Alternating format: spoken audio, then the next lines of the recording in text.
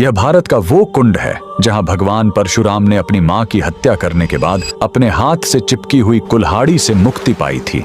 यह कहानी है महान ऋषि जमदग्नि और उनकी पत्नी पतिव्रता रेणुका की। कहते हैं रेणुका हर दिन नदी से कच्चे घड़े में पानी लाती थी और उनके सतीत्व के बल से वह घड़ा टूटता नहीं था। उनके 5 पुत्र थे जिनमें सबसे छोटे थे विष्णु अवतार परशुराम। एक दिन रेणुका ने नदी में कुछ गंधर्वों स्वर्ग के संगीतकार को जल क्रीड़ा करते देखा। उन्हें देखकर एक पल के लिए उनका मन मोह में पड़ गया और उसी क्षण उनके सतीत्व का बल टूटा और कच्चा घड़ा टूट गया। जब वो आश्रम लौटी तो ऋषि जमदग्नि ने अपने योग्य बल से जान लिया कि उनका मन भटक गया था। वो इतने क्रोधित हुए कि उन्होंने अपने पुत्रों को आज्ञा दी, अपनी मां का वध कर दो। जब चारों बड़े भाइयों ने मना कर दिया तो क्रोधित पिता ने उन्हें तुरंत पत्थर बन जाने का श्राप दे दिया। इसके बाद परशुराम ने पिता की आज्ञा को अपना धर्म समझा। उन्होंने भारी मन से अपनी कुल्हाड़ी उठाई और अपनी ही मां का सिर धड़ से अलग कर दिया। उनकी आज्ञाकारिता से प्रसन्न होकर जमदग्नि ने वरदान मांगने को कहा। परशुराम ने तुरंत अपनी मां को फिर से जीवित करने और साथ ही पत्थर बन चुके अपने चारों भाइयों को भी मुक्त करने का वर मांग लिया। सब फिर से जीवित हो गए, मानो कुछ हुआ ही ना हो। लेकिन कहानी यहीं खत्म नहीं हुई।